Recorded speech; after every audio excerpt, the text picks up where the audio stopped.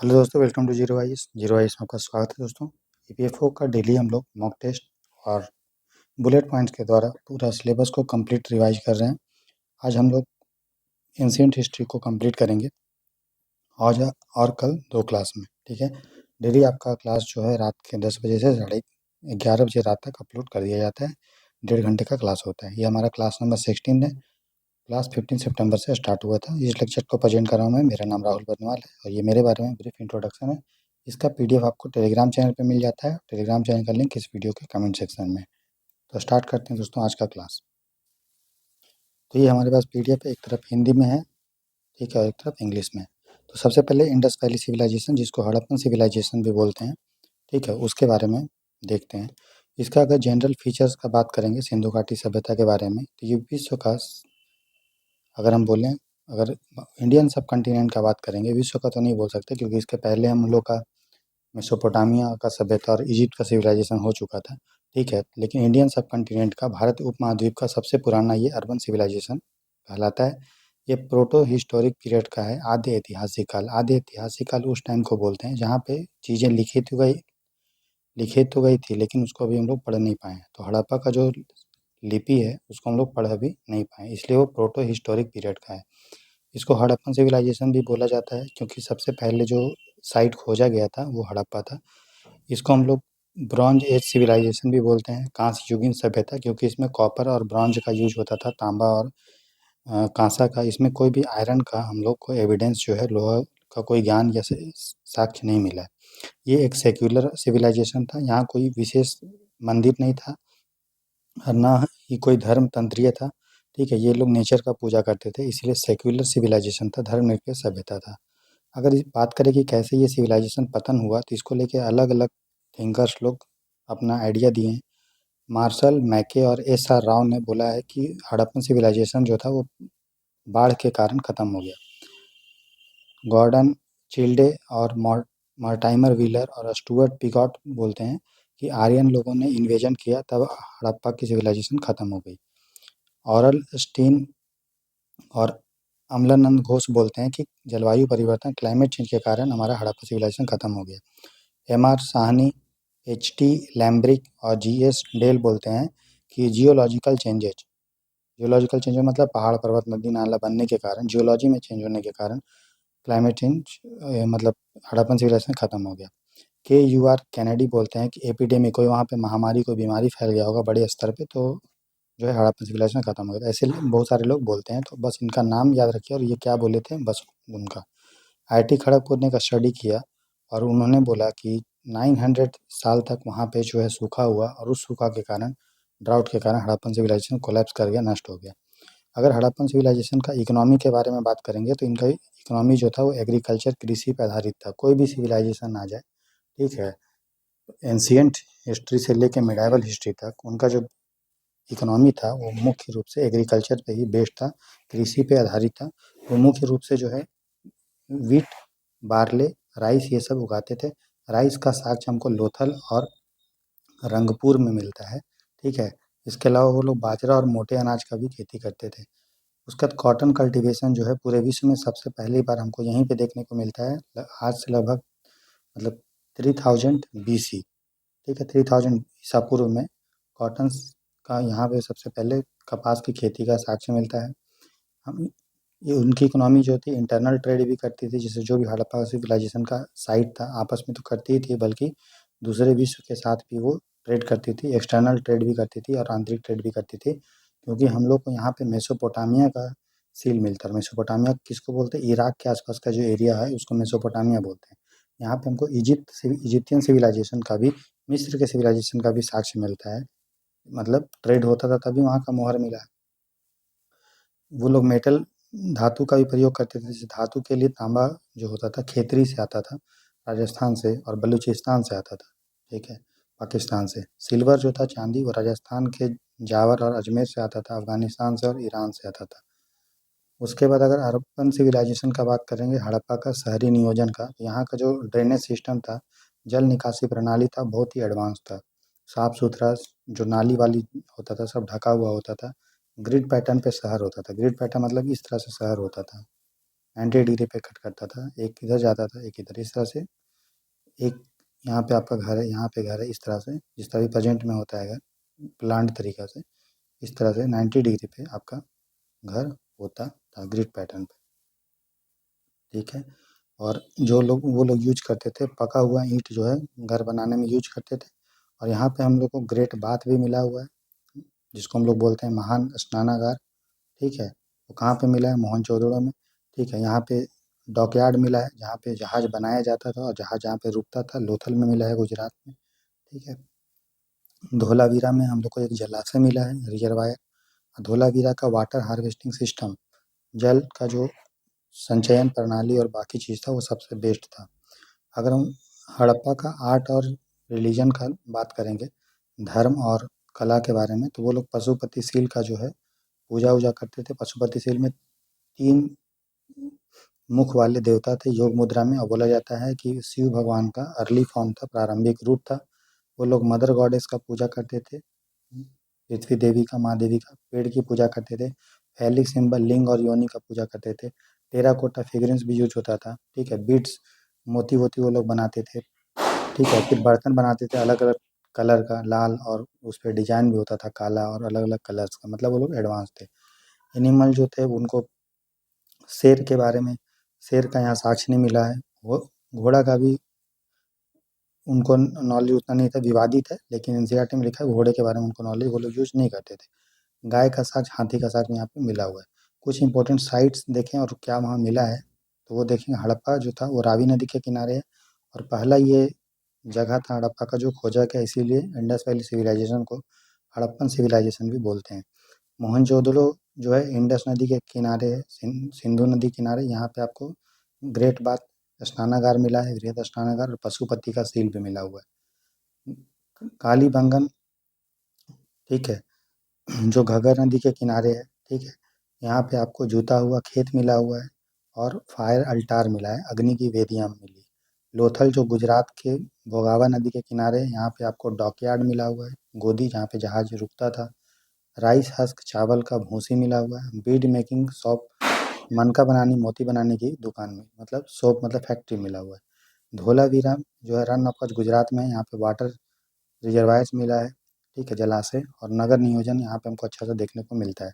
सुरकोतता में कच्छ, यहाँ पे हमको हड्डी वड्डी का साक्ष्य मिला है, और लगता है कि घोड़ा का है, लेकिन ये डिस्प्यूटेड है। सुरकोतदा, दाइमाबाद जो महाराष्ट्र में, यहाँ पे आपको ब्रॉन्ज का गुड्स मिला हुआ है। ठीक है, हड़प्पा से प्रभावित कांस्य सामान, राखीगढ़ी जो हरियाणा में है, ये सबसे बड़ा इंडस वैली सिविलाइजेशन का साइट है इंडिया का। ठीक है, रोपड़ जो सतलुज नदी के किनारे है पंजाब में, इसको बीबी लाल ने खोजा था। ठीक है, जो सनौली है यूपी के बागपत में, यहाँ पे आपको एक दफन मिला है, कब्र, यहाँ पे कॉपर और गोल्ड के साथ उसको दफनाया गया है। ठीक है, अब देखते हैं स्टोन एज के बारे में, पाषाण युग के बारे में, प्री हिस्टोरिक एज भी इसको बोलते हैं, प्राग ऐतिहासिक काल। ठीक है,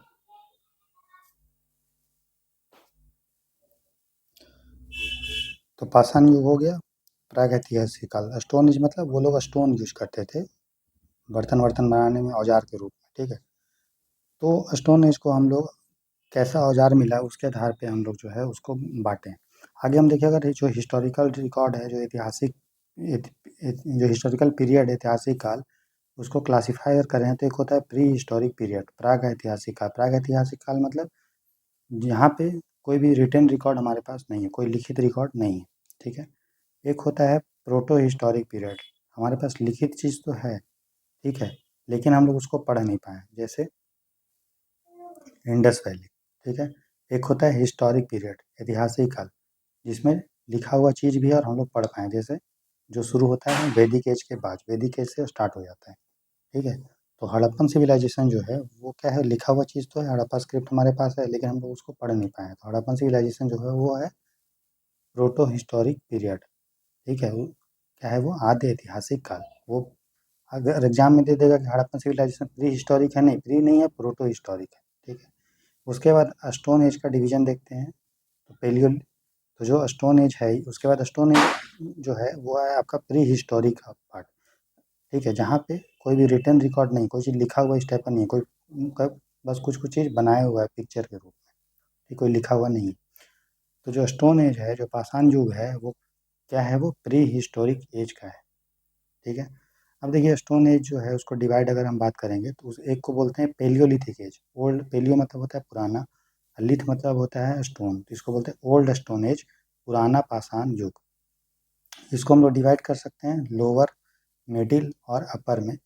लोअर मतलब जो सबसे पहले हुआ, यहाँ पे आपको मिला है हैंड एक्स। हैंड एक्स मतलब हाथ से पकड़ने वाला कुल्हाड़ी, मतलब ऐसा पत्थर रहता था जिसको वो लोग हाथ में पकड़ते थे और किसी चीज़ से मारने का यूज करते थे हैंड एक्स के रूप में। सब पत्थर का ही बना हुआ है। क्लीवर होता था, चॉपर, बस आपको ये नाम याद करना है कि मान लीजिए तेरी एग्जाम में चॉपर, क्लीवर या हैंड एक्स कब यूज किया जाता था, लोअर पेलियोलिथिक एज में। फिर मिडिल पेलियोलिथिक एज में यूज किया जाता था पॉइंट्स, ठीक है, बोरर, स्क्रैपर, किसी चीज़ को खुदेरने के लिए, गड्ढा करने के लिए ये यूज किया जाता था। फिर अपर पेलियोलिथिक एज में यूज किया जाता था ब्यूराइंस। ठीक है। टूल्स जो होता था, हैंड एक्स जैसे मिला है, हाथ की कुल्हाड़ी, हाथ ऐसा कुल्हाड़ी पत्थर का ही होता था जो हाथ से आप पकड़ सकते थे, उसमें कोई हैंडल लगा नहीं होता था। कहाँ से मिला है, चेन्नई तमिलनाडु के आसपास जो वड़ा मदुरई है, वहाँ पे जो अतिरम पक्कम का जगह है वहाँ पे मिला हुआ है। चॉपर मिला है सोहन वैली पंजाब में। मेन साइट, मुख्य स्थल जो है वो सोहन वैली खोजा गया है। ठीक है। और ये सब आपका पाकिस्तान में है। बेलन वैली जो है वो आपका इलाहाबाद में है। ठीक है। और लाइफ अगर बात करेंगे पेलियोलिथिक एज का, तो वो हंटर थे, शिकार करते थे, कच्चा मांस खाते थे। आग का खोज जो है पेलियोलिथिक एज में नहीं हुआ था, याद रखिएगा, पूरा पाषाण काल में। ठीक है। कोई भी फार्मिंग नहीं होता था, कोई भी एनिमल हस्बेंड्री नहीं होता था। रॉबर्ट ब्रूस फूट जो थे, उनको भारत का, इंडियन प्री हिस्ट्री का, ठीक है, प्रागैतिहासिक काल का जनक माना जाता है, क्योंकि सबसे पहले वही जो है फर्स्ट पेलियोलिथिक टूल को, पहला पुराना पाषाण उपकरण को खोजे थे। ठीक है। और वो थे कौन, एक आर्कियोलॉजिस्ट थे और ब्रिटिश जियोलॉजिस्ट भी थे, ब्रिटिश भूवैज्ञानिक और पुरातत्वविद थे। फिर आता है मध्य पाषाण काल। ठीक है। इसको मिडिल, मध्य मतलब मिडिल हो गया, मिडिल स्टोन एज। इसको आइडेंटिफाई किया C.L. कार्लाइल ने। ठीक है। और रॉक पेंटिंग्स आपको दिखता है विंध्या रीजन में, ठीक है, MP में, वहाँ पता चलता है उसके थ्रू मेसोलिथिक एज है। मेसोलिथिक एज में क्या हुआ था, औजार का जो आकार था वो छोटा हो गया था। ठीक है। अब छोटा औजार से क्या, दूर से भी उसको तीर धनुष में लगा के छोड़ सकते थे। ठीक है। तो मेसोलिथिक एज में ही माइक्रोलिथ का भी इसका वो लोग खोज लिए थे, छोटा पत्थर। ठीक है। जानवर भी पालने लगे थे। और सेमी सेडेंट्री, पहले वो खाना बदोश से एक जगह से दूसरी जगह जाते थे, लेकिन अब सेमी सेडेंट्री मतलब एक जगह रुक के भी वो रहते थे, थोड़ा थोड़ा, पूरी तरह से नहीं, थोड़ा थोड़ा मौसम में।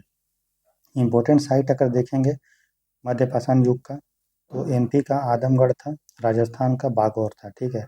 और यही दोनों जगह पे सबसे पहली बार पशुपालन का हमको साक्ष्य देखने को मिला है। ठीक है। जो महादाह यूपी का था, वहाँ पे हमको हड्डी और सींग का उपकरण मिला है, bone bone and horn implements. और यहाँ पे आपको, उसके बाद सराय नहर राय दमदमा यूपी का है, यहाँ पे आपको हड्डी का आभूषण मिला हुआ है, ऑर्नामेंट्स ऑफ बोन। फिर दमदमा यहीं पे है आपका यूपी में ही। यहाँ पे 41 ह्यूमन ग्रेव्स, मानव का कब्र मिला हुआ है, और ट्रिपल बरियल मिला, मतलब एक ही कब्र में 3 लोगों को दफनाया गया। उसके बाद विंध्य रीजन जो MP का है, वहाँ पे आपको लेकहिया जगह है, वहाँ पे 17 कंकाल मिला हुआ है। ठीक है। और भीमबेटका जो है मध्य प्रदेश का, वो यूनेस्को का वर्ल्ड हेरिटेज साइट है, भोपाल के आसपास है ना। 133 केव पेंटिंग्स है, एनिमल्स यहाँ पे आपको एलिफेंट, सांभर, ये सब बनाया गया है गुफा के अंदर। और इसको डिस्कवर किए थे भीमबेटका को, वो किए थे VS वाकनकर ने। ठीक है। और मेगालिथ क्या होता था, जैसे ये कोई बरियल है, दफनाया हुआ चीज़ है, उसके ऊपर एक बड़ा सा पत्थर वो लगा देते थे, या तो एक लगाते थे या बहुत सारा पत्थर का ग्रुप लगा देते थे चारों तरफ। उसी को हम लोग मेगालिथ भी बोलते थे। तो मेगालिथ है वो किसका, किस पीरियड का टाइम पीरियड है, वो है आपका मेसोलिथ एज का। इसमें लार्ज स्टोन बरियल्स यूज होता था, डोलमेन्स, क्रोमलेच और पिट सर्कल्स। वही पिट सर्कल मतलब वही एक बड़ा पिट होता था, उसके चारों तरफ आपका पत्थर होता था। फिर नियोलिथिक एज का बात करेंगे तो नियो मतलब नया होता है, न्यू स्टोन एज। इसमें एग्रीकल्चर स्टार्ट हो गया था, और पहली बार लोग जो है खेती किए थे, तभी उसको एग्रीकल्चर बोलते, अनाज की खेती किए थे। सबसे पहले लगाया गया था बार्ले, वीट, बार्ली लगाया गया था वेस्ट एशिया पश्चिम एशिया में 8000 BC में। गेहूँ लगाया गया था 8000 BC में। चावल लगाया गया था 7000 BC में। और चाइना में कि यांगचे नदी में भी चावल लगाया गया था, ठीक है, और वीट लगाया गया था, ये सारा चीज़ें।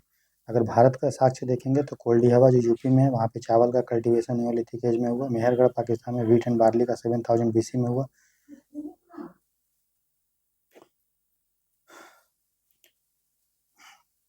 फिर लाहौरा दे जो यूपी का है, वहाँ पे सबसे पहले चावल का साक्ष्य हमको देखने को मिलता है भारत में, आज से लगभग 9000 से 7000 BC। बुरजाहोम जो कश्मीर का है, यहाँ पे आपको गड्ढा करके लोग आदमी को दफनाया जाता था कश्मीर में। साथ ही साथ उसके साथ जानवर भी दफनाया जाता था, कुत्ता को आदमी के साथ दफनाया जाता था, ठीक है। अब यहाँ पे हमको ट्रेपनिंग का भी साक्ष्य मिला है। इसको बुरजाहोम और कश्मीर को खोजे थे, इसने हेलमंट डी टेरा और थॉमस पीटरसन ने खोजा था। फिर जॉर्वे कल्चर देखो, यहाँ पे जब मेसोलिथिक टाइम नियोलिथिक टाइम था तो सेम थोड़ा सा चेंज हो गया, अलग अलग संस्कृति डेवलप हुआ। जैसे जॉर्वे कल्चर महाराष्ट्र में हुआ, ये लोग घर बनाते थे, रेक्टेंगुलर हाउस बनाते थे और अर्न बरियल करते थे, मतलब वो एक मतलब घड़ा में जो है पॉट में दफनाया जाता था बच्चों को और बाकी लोगों को भी। और जो जॉर्वे कल्चर आपको दाइमाबाद मतलब महाराष्ट्र में देखने को मिलता है, नेवासा दाइमाबाद और इनाम गाँव में। उसी तरह से कर्नाटका के संगनकल्लू में भी एस माउंट मिलता है, ठीक है, राग का टीला मिलता है, ठीक है। और हर्ट्समैन का कैंप, चरवाहों को शिविर का जला हुआ का साक्ष्य मिलता है। उसके बाद ये हो गया। उसके बाद आता है चालकोलिथिक एज। इसको चालको मतलब होता है कॉपर, लिथ मतलब होता है स्टोन। ये लोग जो है तांबा और कॉपर का यूज करते थे, ठीक है। तो पहला मेटल जो वो लोग यूज करते थे, कोई भी लोग, वो यूज हुआ तांबा कॉपर। कहाँ कहाँ हमको मिलता है चालकोलिथिक ताम्रपाषाण युग, जिसको बोलते हैं हिंदी में, एमपी के नौडा टोली में मिला। यहाँ पे हमको गोल राउंड और रेक्टेंगुलर हाउस मिला है। इसको एक्सकेवेट किए थे, खुदाई किए थे एचडी संकालिया ने। और ये सबसे विस्तार पूर्वक रूरल चालकोलिथिक साइट है हमारा नौडा टोली एमपी का। चालकोलिथिक जो साइट था वो हड़प्पा के जैसा अर्बन नहीं था, ग्रामीण रूरल नहीं, मतलब अर्बन शहरी नहीं था, वो ग्रामीण था, रूरल था। राजस्थान का जो आहर कल्चर है, ठीक है, ये जो जॉर्वे कल्चर, ये सब जो हम लोग को देखने को मिलता है, ये एक तरह का समझो ग्रामीण कल्चर है, ठीक है। और आहर कल्चर राजस्थान के मेवाड़ में, यहाँ पे कॉपर वो लोग स्मेल्ट करते थे, प्रगलन करते थे तांबा। ब्लैक रेड पॉटरी यूज करते थे, काला लाल मिट्टी का बर्तन यूज करते थे जिसमें वाइट से वो डिजाइन बनाते थे। फिर ऑकरे कलर्ड पोट्री ओसीपी को डिस्कवर किए थे बीपी लाल ने, हस्तिनापुर यूपी में। उसके बाद कुछ इंस्टीट्यूशंस और म्यूजियम अगर हम देखें जो इससे डील करता है, तो आर्कियोलॉजिकल सर्वे ऑफ इंडिया जो है 1871 में बना था और फर्स्ट इसके डायरेक्टर जनरल थे महानिदेशक कौन, अलेक्जेंडर कनिंघम। 1902 में सेंट्रलाइज्ड इसको कर दिया गया, किसको, आर्कियोलॉजिकल सर्वे ऑफ इंडिया को केंद्रीकृत कर दिया गया और फर्स्ट डायरेक्टर जनरल इसके बने John Marshall. National human museum, अब इसको इंदिरा गांधी राष्ट्रीय मानव संग्रहालय बोला जाता है। इसको भोपाल में बनाया गया था और जिसको डिपार्टमेंट ऑफ कल्चर के अंदर में रखा गया है। कुछ इंपॉर्टेंट और फैक्ट हम देखें तो रॉबर्ट ब्रूस फूड जो थे वो एक जियोलॉजिस्ट आर्कियोलॉजिस्ट थे और इसको father of Indian prehistory प्रागैतिहास के जनक बोला जाता है। क्रिस्टियन जॉर्जेंसन थॉमसन, ठीक है, एक डेनिश आर्कियोलॉजिस्ट थे, पुरातत्वविद थे, डेनिश डेनमार्क के, ठीक है। ये 3 एज सिस्टम बताएं कि 3 कॉलम में हम बांट सकते हैं हिस्ट्री को, स्टोन, ब्रोंज और आयरन, ठीक है। फर्स्ट एविडेंस जो हमको मिलता है आदमी का कहीं पे कि आदमी को नर्मदा वैली, नर्मदा घाटी में मिलता है, ठीक है, 1982 में। पहला सीरियल जो लगाए थे वो लोग, वो बार्ले लगाए थे, जौ लगाए थे, याद रखिएगा, मैंने बताया भी। पहला एग्रीकल्चर का साक्ष्य हमको कहाँ मिलता है, यूपी में मिलता है। भीमबेटका पेंटिंग को खोज किसने किया था, वीएस वाकनकर ने। बुरजहोम में पीट ड्वेलिंग ह्यूमन और डॉग बरियल दिखता है, गड्ढे में आवास मानव और कुत्ता का दफनाना। जॉर्वे कल्चर जो था वो घर के अंदर दफनाया जाता था और सर रखा जाता था नॉर्थ से साउथ की ओर। संगनाकल्लू कर्नाटका में वो यहाँ पे राग का टीला मिला है। ऑकरे कलर्ड पॉटरी गेरू रंग के बर्तन हस्तिनापुर में मिला। और आर्कियोलॉजिकल सर्वे ऑफ इंडिया की संस्कृति मंत्रालय के अंदर में काम करता है। हो गया। अब हम देखते हैं वैदिक एज के बारे में। तो देखें कि वैदिक एज के बारे में कहाँ कहाँ से हमको जानकारी मिलता है। तो वेद जो होते हैं उसी से जानकारी मिलता है। वेद 4 हैं, ऋग्वेद, सामवेद, यजुर्वेद और अथर्ववेद। सबसे पुराना जो वेद है या विश्व का धार्मिक जो ग्रंथ है वो है आपका ऋग्वेद। ये सब जितने भी वेद हैं वो सभी लिखा गया है वो अर्ली संस्कृत में लिखा गया है, शुरुआती संस्कृत में लिखा गया है, ठीक है, जिसको हम लोग बोलते हैं वैदिक संस्कृत, ठीक है। और भी कहाँ से हमको वैदिक काल के बारे में जानकारी मिलता है, तो ब्राह्मण ग्रंथ जो होते हैं उसके बारे में, आरण्यक के से मिलता है, उपनिषद के बारे में, और जो महाकाव्य हैं महाभारत और रामायण उससे भी हमको वैदिक काल के बारे में जानकारी मिलता है। अगर वैदिक काल का हम लोग कालक्रम देखेंगे तो इसको दो पार्ट में बांटते हैं, अर्ली वैदिक एज जिसको हम लोग ऋग वैदिक एज बोलते हैं, 1500 बीसी से लेके 1000 बीसी जो का जो समय था उसको हम लोग अर्ली या ऋग वैदिक एज बोलते हैं, प्रारंभिक या ऋग वैदिक युग, ठीक है। इस समय आर्यन लोग जो थे वो सप्त सिंधु क्षेत्र में आए थे। सप्त सिंधु क्षेत्र मतलब 7 सिंधु, सिंधु नदी और उसके से जो जुड़ी हुई 6 नदियाँ थी, जैसे इंडस सिंधु नदी हो गया, सरस्वती नदी और 5 इसके ट्रिब्यूटरी, झेलम, चेनाब, रावी, ब्यास और सतलुज, तो टोटल 7 हो गया। तो आर्यन लोग ऋग वैदिक एज के समय में जो है सप्त सिंधु क्षेत्र में बसे थे। इनकी इकोनॉमी के बारे में बात करेंगे तो इनका इकोनॉमी जो था वो पास्टरल था, पशुपालन वो करते थे। पशुपालन कर रहे हैं तो उनका जो धन होगा वो क्या होगा, मवेशी होगा। और इनका जो सोसाइटी था वो ट्राइबल था, जनजातीय था, और फैमिली आधारित था, वंश आधारित था। कोई भी यहाँ पे कास्ट सिस्टम आपको देखने को ऋग वैदिक समय में नहीं मिलेगा। अगर राजनीति का बात करेंगे तो हेड जो होता था राजा होता था, और उसको चुनने के लिए सभा और समिति होती थी, ठीक है। और वो पूजा करते थे नेचर का, जैसे युद्ध के लिए और पानी के लिए इंद्र का पूजा करते थे, आग के लिए अग्नि का पूजा करते थे, और कॉस्मिक ऑर्डर के लिए, ब्रह्मांड की व्यवस्था के लिए वो वरुण का पूजा करते थे। उषा सूर्य का भी पूजा किया जाता था। कोई मूर्ति पूजा जो है ऋग वेदिक के समय में नहीं होता था। महिलाओं का जो कंडीशन था, दर्जा था, अच्छा था, वो शिक्षा प्राप्त कर सकती थी, और जो सभा था उसमें पार्टिसिपेट भी कर सकते थे। लेटर वैदिक एज जो था वो 1000 बीसी से लेकर 600 बीसी तक रहा। इसमें आर्यन जो है सब सिंधु से आगे बढ़ते बढ़ते गंगा के घाटी तक आए, ठीक है। यहाँ भी इकोनॉमी थोड़ा सा चेंज हुआ, पहले वो जो है पशुपालन करते थे, अब वो एग्रीकल्चर भी करने लगे थे। आयरन का खोज भी इसी समय हो गया था, ठीक है। और वो सेटल्ड लाइफ जो है वो जीने लगे थे, अस्थाई जीवन, ठीक है, क्योंकि एग्रीकल्चर के लिए आपको एक जगह रुकना पड़ेगा, तो अस्थाई जीवन जो है आपका इस समय अच्छे से शुरू हो गया। राजनीति की बात करेंगे तो इस समय के राजा जो थे वो बड़े हो गए, बड़े बड़े किंगडम्स वो संभालने लगे, जैसे मत्स्य था, कुरु था, पंचाल, विदेह, जो हमने पढ़ा है 16 महाजनपद, आगे देखेंगे उसके बारे में। समाज जो था उसमें वर्ण सिस्टम, कास्ट सिस्टम आ गया, ब्राह्मण, क्षत्रिय, वैश्य और शूद्र। गोत्र सिस्टम भी आ गया। धर्म थोड़ा में कर्म कांड, अनुष्ठान, यज्ञ, ब्राह्मण, ये सब पुरोहित वर्ग आ गए, ठीक है। और महिला का जो कंडीशन है वो कम हुआ, उदय कम हुआ, ठीक है, और स्थिति में गिरावट आया। अगर साहित्य का बात करेंगे तो इस समय सामवेद लिखा गया। सामवेद जो है वो म्यूजिक का किताब है, ठीक है, संगीत का। यजुर्वेद में अनुष्ठान के बारे में लिखा हुआ है। अथर्ववेद में जादू टोना और जो है आयुर्वेद ये सब के बारे में लिखा हुआ है ना, इलाज उलाज के बारे में। अब ब्राह्मण जो है वो रिचुअल टेक्स्ट है, ठीक है, अनुष्ठान ग्रंथ है। और उपनिषद जो है वो दार्शनिक चीज़ उसमें लिखा हुआ है, आत्मा क्या होता है, परमात्मा क्या होता है, मृत्यु के बाद शरीर का क्या होता है, वो सारा चीज़ उपनिषद में लिखा हुआ है। उसके बाद वैदिक साहित्य के बारे में थोड़ा और भी देख लीजिए। ऋग्वेद जो है उसमें 10 मंडल है, 1028 उसमें जो है भजन है, सूक्तियाँ बोलते हैं। मंडल 2 से 7 जो है उसको फैमिली बुक्स बोला जाता है, ठीक है। सामवेद जो है वो म्यूजिक का बुक है, चैंटिंग का बुक है। और भारत का जो शास्त्रीय संगीत है उसका आधार भी हम लोग जो है सामवेद को बोल सकते हैं। यजुर्वेद जो है उसमें प्रोज और वर्स ये दोनों में है, गद्य और पद्य ये दोनों में है, ठीक है। और इसमें रिचुअल के बारे में लिखा हुआ है, अनुष्ठान के बारे में और बलिदान के बारे में इसमें लिखा हुआ है। और ब्राह्मण जो ग्रंथ है, अच्छा, अथर्ववेद के बारे में मंत्र, ताबीज, लोक परंपराएं लिखी गई है। और ब्राह्मण ग्रंथ में प्रोज लिखा हुआ है, और जो हमारा बलिदान है उसको एक्सप्लेन किया गया है, ठीक है, कि क्यों ये करना चाहिए इस तरह से। आरण्यक जो है वो लोग जब मेडिटेशन करते थे जंगल में तो आरण्यक लिखा जाता का रचना हुआ। और उपनिषद में दर्शन के बारे में लिखा हुआ, आत्मा के बारे में, ब्रह्म, ब्रह्म मतलब ब्राह्मण नहीं, मतलब ब्रह्म जो होते हैं वो कौन है, ईश्वर कौन है, उसके बारे में। समाज और इकोनॉमी के बारे में बात अगर करेंगे तो बेसिक जो यूनिट, आधारभूत इकाई, मूल्य इकाई होता था वो होता था फैमिली, और जिसको कुल बोलते थे।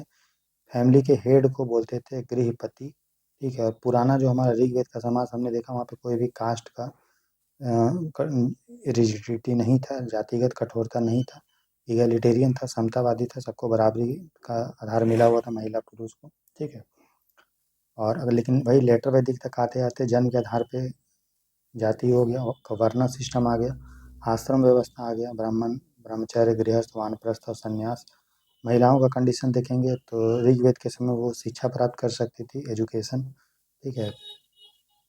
सभा जो था उसमें पार्टिसिपेट कर सकती थी, पुनर्विवाह कर सकती थी।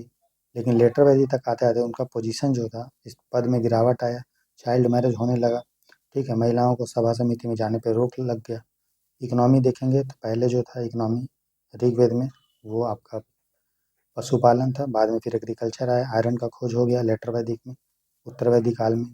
इससे प्रोडक्शन ज़्यादा हुआ, प्रोडक्शन बहुत ज़्यादा होगा आयरन का हल से, है ना। तो वो लोग व्यापार करने लगे सामान का, तो व्यापार बनने लगा, फिर शहर का डेवलपमेंट हुआ। तो इस तरह से अगर पॉलिटिकल ऑर्गेनाइजेशन की बात करेंगे, राजनीतिक संगठन का, तो ट्राइबल मोनार्की था, राजा को लोगों द्वारा चुना जाता था, ठीक है। ऋग्वेद के समय में सभा समिति में पॉपुलर असेंबली यह हुआ करती थी। विधाता क्या था? विधाता एक आम सभा था ऋग्वेद के समय में, लेकिन जैसे जैसे हम लेटर वैदिक में आते हैं तो विधाता ये सब भी कमज़ोर हो जाता है। लेटर वैदिक में जो राजा का पद हो जाता है वो वंशानुगत हो जाता है, ऋग्वेद के समय में चुनता था, लोग चुनते थे उसको। बड़े बड़े किंगडम्स का उदय हो जाता है लेटर वैदिक में। ऑफिसर्स भी होते हैं लेटर वैदिक में, सेनानी, आर्मी चीफ सेना प्रमुख को बोलते हैं, पुरोहित होता था, पंडित, और गांव का हेड को ग्रामीणी बोला जाता था। धर्म का बात करेंगे तो ऋग्वेद में प्रकृति पूजा होता था, कोई मूर्ति पूजा नहीं होता था, कोई मंदिर नहीं। रीत में वो लोग विश्वास करते थे, रीत मतलब नेचर का जो रीत है वो, जैसे बारिश हो रहा है तो ये सारा चीज़, है ना। कुछ रिचुअल्स भी वो करते थे, सोम अनुष्ठान करते थे सोमदेव का, ठीक है। लेटर वैदिक में क्या हुआ, आते आते वो थोड़ा सा कर्मकांड बढ़ गया, ब्राह्मण लोगों का वर्चस्व हो गया, महिलाओं का भूमिका जो रिलीजन में कम हो गया, नए गॉड आ गए, प्रजापति, रुद्र और विष्णु, और जो शुरू के देवता थे इंद्र, अग्नि, वरुण, वो सब कम हो गए लेटर वैदिक आते आते, ठीक है। तो ऋग्वेद जो है सबसे पुराना, इसमें 10 मंडल है। ऋग्वेद में सब सिंधु में पंजाब क्षेत्र में रहते थे। ऋग्वेद में जो मेन देवता थे वो इंद्र थे, इनके सम्मान में 250 भजन जो है वो ऋग्वेद में लिखा हुआ है आउट ऑफ 1028, ठीक है। उसके बाद अग्नि के बारे में है, फिर सोम के बारे में। कुछ महिलाएं जो आपका लेटर वैदिक टेक्स्ट में मेंशन्ड लिखी है वही है, उनका नाम है गार्गी, मैत्री और लोपामुद्रा, ठीक है। आयरन का खोज सबसे पहले किस काल में हुआ? तो लेटर वैदिक काल में, उत्तर वैदिक काल में हुआ, ठीक है। अश्वमेध यज्ञ, घोड़ा का सेक्रीफाइस, ठीक है, इससे पता चलता था कि पॉलिटिकल सुप्रीमेसी रिचुअल, ठीक है। राजनीतिक वर्चस्व अनुष्ठान क्या होता था? अश्वमेध यज्ञ में घोड़ा को तीर मार के छोड़ दिया जाता था, तो इसका खून गिरते जाता था, और ये घोड़ा दौड़ते रहता था जिस एरिया तक ये जाएगा, और अगर मान लो यहाँ पे कोई और राजा है, ये अगर इसको रोक लेगा तो फिर ये जो राजा इसको तीर मारा उसके साथ युद्ध होगा, ठीक है। अगर ये नहीं रुकेगा तो ये माना जाएगा कि ये वाला भी एरिया ये वाला राजा का है, उसी को अश्वमेध यज्ञ बोलते थे, ठीक है। बाद में, ठीक है, उस राजा जो घोड़ा था उसका फिर बलि होता था, खाते नहीं थे, उसको चढ़ा देते थे। फिर उपनिषद जो था, वेदांत फिलॉसफी लिखा गया, वेदांत दर्शन, उसमें आत्मा और ब्रह्म के बारे में लिखा हुआ है, ठीक है। उपनिषद में अर्ली सबसे पुराना जो उपनिषद था वो बृहदारण्यक उपनिषद, छंदोग्य उपनिषद। अर्ली वैदिक जो इकोनॉमी थी, ठीक है, प्रारंभिक वैदिक अर्थव्यवस्था वो पास्तरल था, पशु चराते थे वो। लेटर वैदिक में एग्रीकल्चर आ गया। वर्ण सिस्टम जो थे उसके बारे में सबसे पहले वर्ण व्यवस्था के बारे में हमको उल्लेख मिलता है पुरुष सूक्त में। पुरुष सूक्त जो है वो ऋग्वेद का 10वें मंडल में लिखा हुआ है, ठीक है। आगे देखते हैं बुद्धिज्म के बारे में, बुद्ध धर्म के बारे में। नेक्स्ट देखते हैं दोस्तों बुद्धिज्म के बारे में। तो गौतम बुद्ध जो थे, जिनका जन्म हुआ था 563 BC में, 483 BC तक ये थे अप्रॉक्स, ठीक है, ये इसके संस्थापक थे। और इनका जन्म जो है लुम्बिनी नेपाल में हुआ था, कपिलवस्तु में। ये शाक्य क्लैन के थे, ठीक है, शाक्य वंश के थे, क्षत्रिय थे। और ये इनके पिता का नाम सुदोधन था, माँ का नाम था महामाया। इनके बर्थ के बाद 7 दिन के अंदर उनका डेथ हो गया था। इनकी मौसी इनका जो है लालन पालन की थी, जिनका नाम था प्रजापति गौतमी, और इन्हीं के नाम पे फिर इनका नाम गौतम पड़ा। और बुद्ध के ये सबसे पहली जो हैं वो शिष्या बनी, महिला शिष्या, और इनके वाइफ का नाम यशोधरा था और बेटा का नाम था राहुल, ठीक है। इनके टीचर जो थे आर कलाम थे, ठीक है, और उद्दक रामपुत्र थे। उन्होंने उससे योगिक मेडिटेशन बुद्ध ने सीखा। इन्होंने 29 ईयर की उम्र में अपना घर छोड़ दिया था। उस चीज़ को हम लोग ग्रेट रिनंसिएशन, महान त्याग और महाविनिष्क्रमण बोलते हैं। इनको 35 ईयर के एज में ज्ञान की प्राप्ति हुई, जिसको बौद्ध गया में हुआ, बोधि ट्री के नीचे उरुवेला जगह में और निरंजना नदी के नीचे, मतलब किनारे। उसके बाद इन्होंने फर्स्ट अपना उपदेश जो है वो सारनाथ में दिया, डियर पार्क में, वाराणसी के पास, और उस चीज़ को धर्म चक्र प्रवर्तन के नाम से जाना जाता है। इनका एज जो है 80 साल के उम्र में कुशीनगर में हुआ, ठीक है, और उसको बोलते हैं महापरिनिर्वाण। बुद्ध 4 टीचिंग दिए थे। कोर टीचिंग बुद्ध का जो है वो है पहला 4 नोबल ट्रूथ, 4 आर्य सत्य। इन्होंने बोला life is full of suffering, जीवन दुखों से भरा है।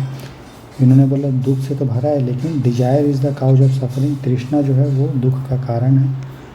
फिर बोले कि दुख को रोका जा सकता है, निरोध किया जा सकता है, और निरोध करने के लिए अष्टांगिक मार्ग है, 8 फोल्ड पाथ।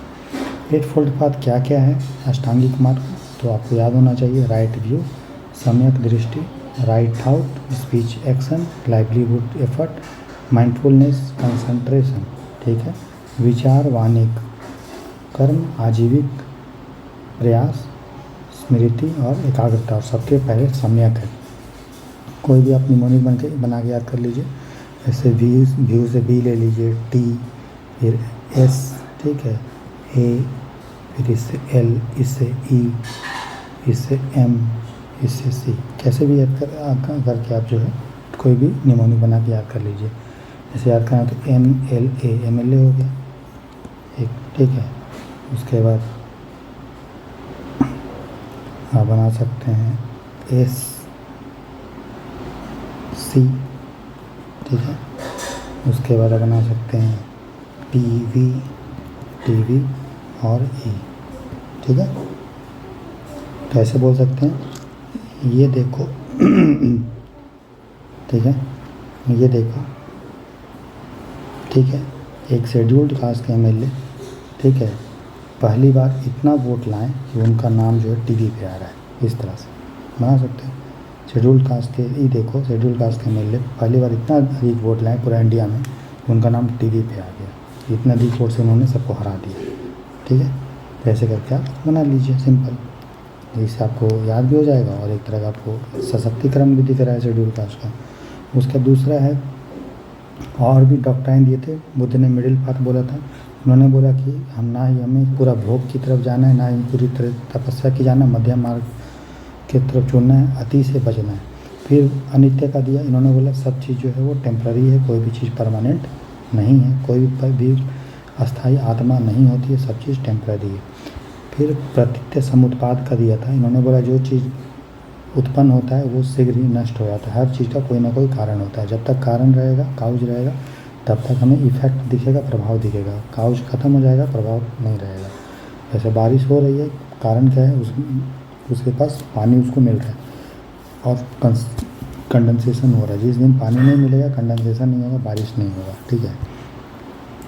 तो डिपेंडेंट ओरिजिनेशन मतलब हर चीज़ का आश्रित उत्पत्ति होता है।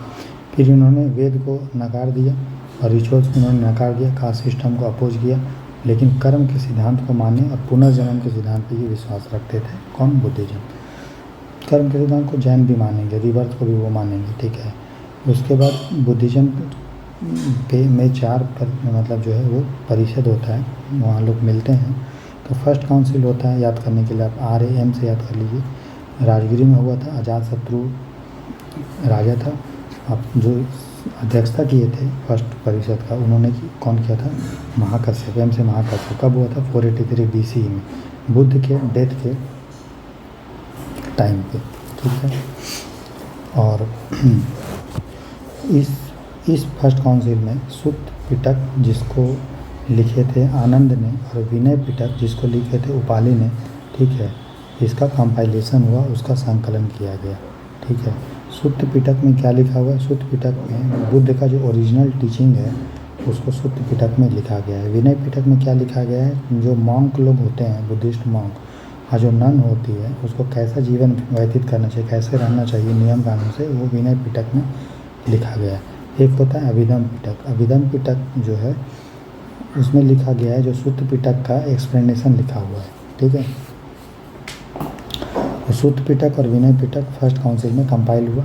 सेकेंड काउंसिल की बात करेंगे तो याद करने के लिए VKS याद कर सकते हैं, वैशाली में हुआ।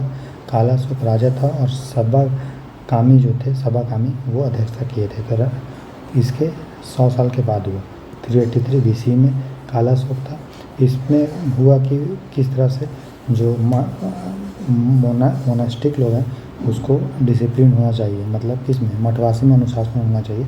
और सेकेंड काउंसिल में ही क्या हुआ, बौद्ध धर्म 2 पार्ट में बट गया। एक को बोला गया स्थाविरवादी, जो रूढ़िवादी थे, जो ये बोलते थे कि जैसा बुद्ध ने सिखाया वैसा ही कंटिन्यू करो, बुद्ध को एक टीचर के रूप में मानो, भगवान के रूप में मत मानो, मूर्ति पूजा मत करो, ये सारा चीज़, ठीक है। पाली भाषा में प्रोपेगेशन करो, संस्कृत ये सब मत अडॉप्ट करो। और एक थे महासंघिका जो लिबरल थे थोड़ा, ठीक है।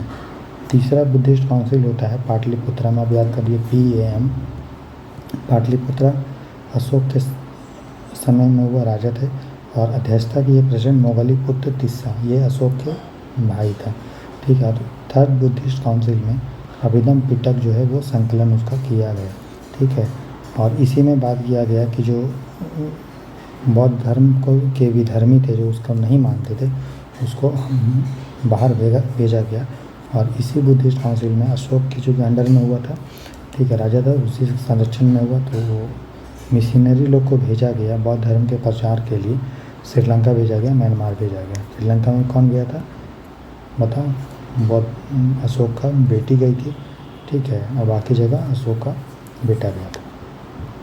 और चौथा को याद करने के लिए KKV याद कर लीजिए, ठीक है, कनिष्क के समय हुआ था और कश्मीर में हुआ था, और वसुमित्र ने किया था, और वाइस प्रेसिडेंट थे अश्वघोष।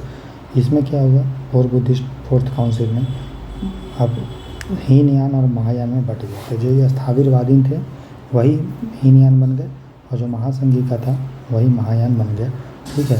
और जो भी लोग उसमें बोले कम, उनका संकलन भी टिप्पणियों का किया गया, ठीक है।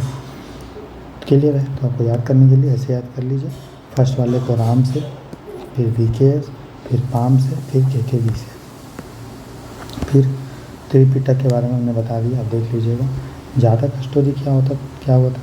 ये माना जाता है कि बुद्ध जो है इसके पहले भी जन्म में, बहुत बुद्ध लेने से पहले उनका जीवन का स्टोरी के बारे में वर्णन है, जातक का स्टोरी बोला जाता है इसको, ठीक है।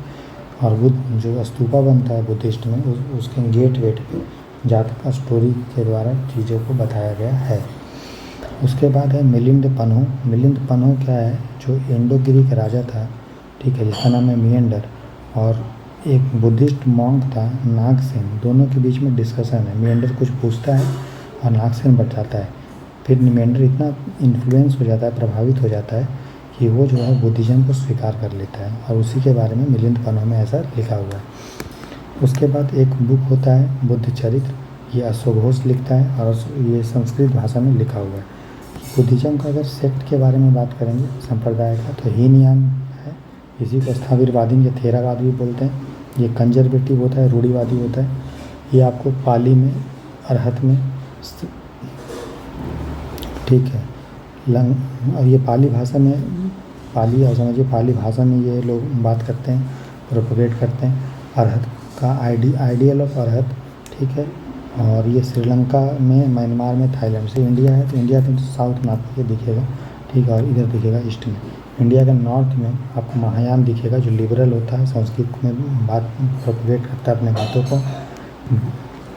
और इसमें बोधिसत्व का कॉन्सेप्ट है। बोधिसत्व वो व्यक्ति होता है जो निर्वाण जो है प्राप्त कर सकता है, ठीक है, ज्ञान प्राप्त कर सकता है, ठीक है, बुद्ध बन सकता है, लेकिन अभी वो अपना बुद्ध बनने का प्रोसेस को स्लो कर दिया। क्यों? क्योंकि बाकी लोगों को उसको ज्ञान प्राप्त करवाना है। ठीक है। तो बोधिसत्व का जो कॉन्सेप्ट है वो महायान में है, और बोला जाता है कि महायान शाखा में अगर आपको ज्ञान प्राप्त करना है तो बोधिसत्व का हेल्प चाहिए, लेकिन हीनयान बोलता है कि नहीं, हम खुद के मेडिटेशन से कर सकते हैं। महायान वाले बुद्ध को मूर्ति पूजा के भगवान के रूप में पूजते हैं, ठीक है। हीनयान में बुद्ध को टीचर के रूप में जाना जाता है, लेकिन महायान में उसको गॉड के रूप में माना जाता है। हीनयान में महायान जो है बोधिसत्व का कॉन्सेप्ट नहीं है, ठीक है, लेकिन महायान में है। वज्रयान शाखा जो है, अच्छा हीनयान महायान का है इंडिया के नॉर्थ में, मतलब चाइना जो जापान में। वज्रयान शाखा वो आपका कर्मकांड पे ज़्यादा, जादू टोना पे ज़्यादा विश्वास करता है, और ये आपको तिब्बत में देखने को मिलेगा। जो दलाई लामा ये सब वज्रयान शाखा के, ठीक है। उसका बाद स्पिरिट अगर विस्तार देखेंगे कहाँ कहाँ ये फैला हुआ था या कैसे फैला, तो अशोक ने जो है अपना सन महेंद्र और डॉक्टर संघमित्रा को श्रीलंका भेजा था, ठीक है। इसके बाद सेंट्रल एशिया तिब्बत में भी ये सब फैला। कैसे ये डिक्लाइन हुआ, तो जो संघ होता था बुद्ध संघ, बौद्ध संघ, उसमें करप्शन होता था। जो बुद्ध सिखाएं वो लोग उस तरह से नहीं रह पाए, मांस मदिरा ये सब खाना होने लगे, व्यभिचार होने लगा, तो इस कारण से वो डाउन कर गया। तो वहाँ पे फिर कास्टिज्म यास्टिज्म ये सब आ गया, बहुत सारे सेक्ट में वो बट गया। फिर ब्राह्मणिज्म, जो ब्राह्मणवाद जो है अपने को सुधार करने लगा, भक्ति आंदोलन होने लगा। हिंदुइज्म भी ग्रोथ हुआ बुद्ध के समय, और फिर बाकी जो हून का आक्रमण हुआ, अत्तर का जो आक्रमण हुआ है ना, उसके कारण जो है बुद्धिज्म डिक्लाइन हुआ। अगर कुछ इंपॉर्टेंट और भी देखें तो बुद्ध भगवान का जन्म लुम्बिनी में हुआ था, साल ट्री के नीचे, ठीक है। और महापरिनिर्वाण कुशीनगर में हुआ था। पहला सरमन दिए थे धर्म चक्र प्रवर्तन सारनाथ में, ठीक है ना। बाकी ये सब हमने देख लिया। हाँ, जब पहला जो उपदेश दिए थे तो उसका सिंबल क्या था, चक्का था, व्हील था। उसके बाद सेकेंड काउंसिल में मैंने बताया स्थाविरवादी महासंघिका में बट गया। अच्छा, कनिष्क के समय महायान शाखा का उदय हुआ, क्योंकि कनिष्क जो है वो खुद ही महायान को मानता था, ठीक है। देखिए कि फोर्थ बुद्धिस्ट काउंसिल में ही हीनयान और महायान में बटता है, ठीक है। पहले तो हीनयान चल ही रहा था, लेकिन महायान बट अलग हो गया। इसका मतलब कनिष्क जो था वो महायान था, और अशोक क्या होगा, हीनयान होगा, सिंपल, ठीक है। अच्छा, अशोक घोष जो थे वो बुद्ध चरित लिखे थे संस्कृत में। नागार्जुन जो थे वो आपका माध्यमिका फिलॉसफी, जो महायान शाखा का एक पार्ट है, हम आगे देखेंगे इसमें, ठीक है, उसी का वो फाउंडर थे। और बुद्धिस्ट का अगर केव्स या आर्ट का बात करेंगे तो अजंता गुफा, एलोरा गुफा, सांची, बरहुत। एलोरा में तीनों हमको दिखता है, बुद्धिज़्म, जैनिज़्म और हिंदुइज्म भी, मतलब बुद्धिज़्म तो है ही, है ना। सांची, बरहुत या अमरावती ये सब में बुद्धिस्ट का गुफा ये सब देखने को मिलता है। ज़्यादा स्टोरी बता दी, सिर्फ बुद्ध का अर्ली लाइफ के बारे में पता नहीं चलता था, बल्कि उस समय का सोशियो इकोनॉमिक लाइफ भी पता चलता था। मिलियन टर्नों के बारे में बता दिया, डिक्लाइन हमने बता दिया, ठीक है। अब देखिए जैनिज़्म के बारे में कल देखेंगे, और कल आपका एंशिएंट हिस्ट्री का क्लास खत्म हो जाएगा। देखिए अब अगर आप, तो देखिए EPFO का आपका जो वैकेंसी आया था उसका रिसेंट है ना 2025 का, उसका जब आप सिलेबस देखेंगे, ठीक है, तो यहाँ पे देखिए Indian culture, heritage and freedom movement है। फ्रीडम मूवमेंट आप समझ गए, ये मॉडर्न इंडियन हिस्ट्री है, लेकिन ये जो है इंडियन कल्चर एंड हेरिटेज, इसमें एंशिएंट और मिडाइवल भी पढ़ना है, लेकिन उसमें ज़्यादा कल्चर और हेरिटेज, इसलिए हम आपको कल्चर हेरिटेज मतलब सोशियो इकोनॉमिक चीज़, ठीक है, तो वही हम आपको पढ़ा रहे हैं, ठीक है। चलिए, और ये देखिए जो अलग अलग स्कूल ऑफ बुद्धिज़्म या संप्रदाय जो बुद्धिज़्म का है वो देख लीजिए, ठीक है। एक तरफ महायान है, एक तरफ थेरावाद है, और एक वज्रयान है। थेरावाद मतलब हीनयान, महायान आप समझ रहे हैं, और वज्रयान मतलब जादू टोना वाला जो होता है ना, तांत्रिक बुद्धिज़्म भी इसको बोलते हैं। इसको अच्छे से आप देख लीजिएगा। पूछ सकता है कि माध्यमिका किसका है, तो याद है तो फिर महायान का है, मान लीजिए पूछ दिए, बस वही हमको देखना है, बाकी इसमें और भी उतना नहीं है। बस ये जो है ना, जैसे कि महायान के अंदर क्या क्या है, माध्यमिका, योगाचार्य, तथागत, गर्भ, प्योर लैंड और जैन, तो ये हो गया महायान शाखा। इसके अलावा नाइक, नीचेरेन और तियान ताई, तो ये हो गया महायान। थेरावाद के अंदर क्या है, थुडम्मा निकाय, विपश्यना मेडिटेशन, दिव्य निकाय, ये क्या है, थेरावाद म्यांमार में, ये सब उतना नहीं है, बस आप इतना समझ लीजिए। फिर संघराज निकाय, महास्थापित निकाय, सियाम निकाय, अमारापुर निकाय, रमन्ना फॉरेस्ट निकाय, महानिकाय। तो देखो जहाँ पर यहाँ निकाय है आपको दिख रहा है कि वो सब कहाँ है, वो है थेरावाट, ठीक है। और वज्रयान में थोड़ा उल्टा ना, सिंगोन, फिर सुगेंडो, इस तरह से नाम है ना। तो इसको जो अच्छे से एक बार देख लीजिएगा, और PDF में हम आपको ये दे दिए हैं, ठीक है, कोई दिक्कत नहीं होगा।